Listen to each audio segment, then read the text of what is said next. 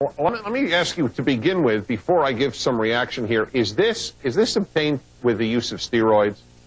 We get that question a lot, in the realm of bodybuilding, it's been tainted with that, and as with other sports too, but it seems that bodybuilding, we get that question a lot. The physique can be attained without them, so. It can be attained without them, is of course not a direct answer, and you don't have to tell us about your own experience with steroids.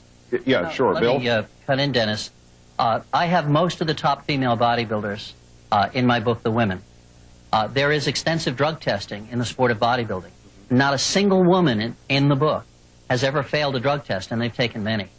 I have to say to you, you're a beautiful woman, you're both beautiful women.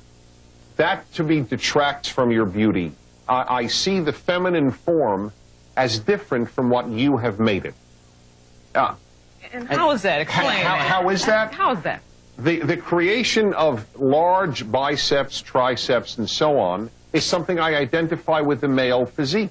What about genetics? Do you think genetics have a plan in that? Because some people are just naturally inclined to be genetically built. Well, no, you weren't genetically inclined to look like that. That's taken years of work at it. No woman is born with 6-inch biceps. But men and women are born with a genetic predisposition for body type, and for the past 14, 15 years, that some few women, just as some few men, have the capacity genetically, when they train, to develop this kind of muscle, this really extreme degree of muscularity.